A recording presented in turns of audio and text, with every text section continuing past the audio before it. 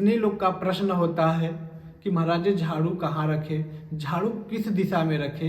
तो हमारे शास्त्रों में बताया गया है कि झाड़ू का रखने का जो सही जगह होता है वह है पश्चिम और उत्तर का कोना। आप उस कोने में झाड़ू को रखिए, पश्चिम और उत्तर के कोने में। झाड़ू को लक्ष्मी माता हम लोग ऐसे ही नहीं कहते हैं। झाड़ू को हम लोग ऐसे ही शास्त्र में रखने का जगह नहीं बताया गया है। झाड़ू की खासियत है, झाड़ू में वो योग्यता है, झाड़ू में वो पॉजिटिवता है, उसमें एक सकारात्मक ऊर्जा है। झाड़ू अगर हम घर में न लगाए 2 दिन 4 दिन तो उस घर में रहने का आपका मन नहीं करेगा। झाड़ू से हम लोग अपने घर की कचरा को बाहर लेके जाते हैं। जो हमारे घर की कचरा को साफ करे वो सकारात्मक और पॉजिटिव ऊर्जा हमारे घर में देता है। झाड़ू को हमारे शास्त्रों में लक्ष्मी हम लोग माता कहते हैं। झाड़ू को हम लोग दीपावली पर ऐसे ही नहीं पूजते हैं, उसमें खासियत है, इसलिए हम लोग झाड़ू को माता कहते हैं। झाड़ू को आप पूजा करते हैं, झाड़ू को धूप दीप दिखाते हैं, ऐसे ही नहीं दिखाते हैं, उसमें वह क्वालिटी है। उस झाड़ू हमारे घर में एक माता लक्ष्मी को आगमन कराता है। अगर झाड़ू घर में न लगे तो हमारे घर में गंदगी होगी, जहाँ गंदगी होगी वहाँ माता लक्ष्मी का वास नहीं होता है। इसलिए हम लोग झाड़ू का पूजा करते हैं कि हमारे घर में सकारात्मक ऊर्जाएं आए, हमारे घर में लक्ष्मी का आगमन हो। झाड़ू में एक अलग ही ऊर्जा है, अलग ही क्वालिटी है, इसलिए हम लोग झाड़ू को लक्ष्मी माता कहते हैं। तो ये जो झाड़ू का खरीदने का समय कब है, झाड़ू का हम किस दिन खरीदें। झाड़ू को आप अमावस वाला दिन खरीदिए, झाड़ू को मंगलवार वाले दिन खरीदिए, झाड़ू को शुक्रवार वाले दिन खरीदिए। ये बड़ा शुभ होता है झाड़ू खरीदने का। और सबसे बड़ी कमी हम लोग क्या करते हैं कि झाड़ू अगर आपका बटोरते बटोरते छोटा हो गया है तो हम लोग उसी से खुर करते रहते हैं। ये तो बहुत बड़ा अपराध हम लोग करते हैं। शास्त्र में बताया गया है कि अगर आपका झाड़ू बटोरते बटोरते छोटा हो गया हो तो उस झाड़ू से आप अपने घर में सफाई ना करें। इससे आपके ऊपर दोष आपके घरों में आ जाएगी। देखिए साधारण सी बात है, मैं उदाहरण दे रहा हूँ। अगर कोई वृद्ध हो गया है, उससे ज़बरदस्ती काम कराओगी तो काम तो करेगा, लेकिन उसके मन में तकलीफ होगा तो आपको श्राप भी देगा। मन आपके प्रति वो गलती सोचेगा कि हमसे काम नहीं हो रहा है, वो हमसे काम करवा रहे हैं।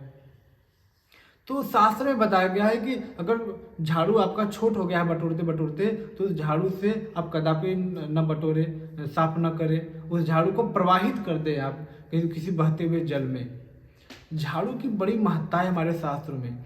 आप झाड़ू को, कितने लोग तो झाड़ू को मैं देखता हूँ कि कहीं भी रख देते हैं, बाहर ही फेंक देते हैं, अपने दरवाजे के कोने में भी रख देते हैं। झाड़ू दरवाजे के कोने इधर फेंकने वाली चीज़ नहीं है। अगर आप ऐसा करते हो तो अपने घर में कंगाली ला रहे हो, अपने घर में से लक्ष्मी को बाहर कर रहे हो। इसीलिए आप अपने घर में लक्ष्मी को रखना चाहते हो तो आप ऐसा गलती कदापि ना करें।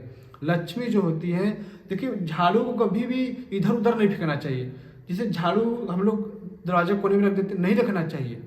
जब भी कोई भी व्यक्ति अगर आपके घर में आता है तो उसका निगाह आपके झाड़ू पर नहीं जाना चाहिए। हर व्यक्ति का निगाह, आपके घर का जो लोग हैं या जो बाहरी लोग आ रहे हैं जा रहे हैं, उन लोग का निगाह झाड़ू पर नहीं होना चाहिए। झाड़ू उस जगह रखिए कि लोगों का निगाह नहीं जाए।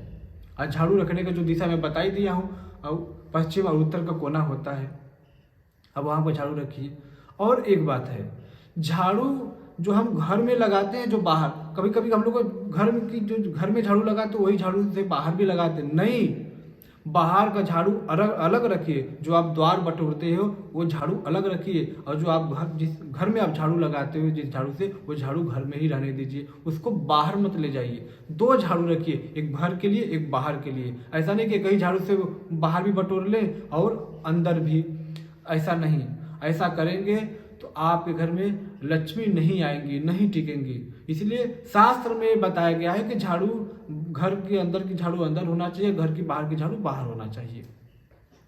ये सब छोटे छोटे जो ट्रिक बताया जाता है, जितना भी चीज मैं बताता हूँ, देखिए सब शास्त्र में जो लिखा है प्रमाणित है। जो मैं पढ़ता हूँ, जो हमारे शास्त्र में प्रमाण के रूप में लिखा हुआ है, उसी चीज को आप लोग को बताया जाता है, ताकि आप लोग इस वीडियो को देखें और अपने अंदर सुधार करें। अपने घर में अगर कोई चीज झाड़ू के लेकर लोग इधर उधर रखते हैं। वीडियो के माध्यम से आप देखे रहेंगे, ये सब जानकारी रहेगी आपको, तो आप सुधार करेंगे। जब सुधार करेंगे तो आप बहुत नुकसान से बच जाएंगे। कभी कभी आप गलतियां छोटी छोटी करते हो लेकिन नुकसान भी होता है, लेकिन आपको समझ में नहीं आता कि नुकसान कहाँ से हो रहा है।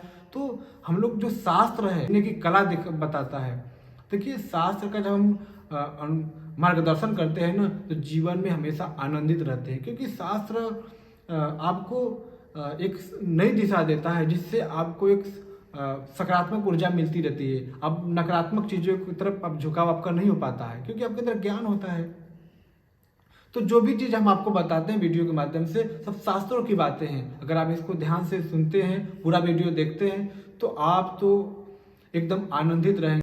और एक चीज़ बताया गया है झाड़ू के बारे में, अगर कोई छोटा बच्चा है, बहुत रो रहा है शाम के समय, नहीं चुप हो रहा है, तो आप लोग इधर झाड़ाते हो उधर झाड़ाते हो, मरचा घुमा के फेंकते हो, ये सब कुछ करने की आवश्यकता नहीं है। इसका शास्त्रों में तो बहुत ही अच्छा उपाय बताया गया, क्योंकि जो झाड़ू होता है इसमें देव की शक्ति मानी जाती है।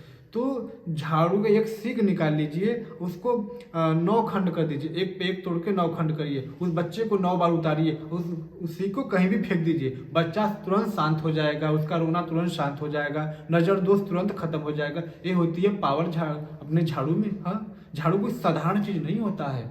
अब इसको करिए, बड़ा अच्छा होगा। जो झाड़ू होता है, कभी कभी हम लोग को पैरों के नीचे आ जाता है। झाड़ू को कभी पैरों से टच नहीं करना चाहिए। कितने लोग पैर से टच कर देते हैं। पैर से झाड़ू टच हो जाता है तो आप झाड़ू को प्रणाम करिए, झाड़ू को प्रणाम कर लीजिए, प्रायश्चित कर लीजिए, गलती हो गया। देखिए, झाड़ू में एक ऊर्जा है, उसमें एक पावर है जो आपको समझ। देखिए, शास्त्र के जब चीज़ जानेंगे, जब आप अपने शास्त्र का मार्गदर्शन करेंगे, तभी सब छोटी छोटी गलतियां से बचेंगे। नहीं तो गलतियां तो करते चले जाएंगे, आपको समझ में नहीं है गलतियां हो रही है, परेशानी बढ़ती चली। जब गलतियां करोगे तो परेशानी बढ़ेगी, तो आपको समझ में नहीं आएगा। घर में रोग भी याद आएगी, घर में समस्याएं आएगी, घर में धन नहीं रुकेगा, कितनों कमाओगे बरकत नहीं होगा। कारण क्या है? छोटी छोटी गलतियां, उस पर ध्यान नहीं होगी तो समस्या खड़ी होगी।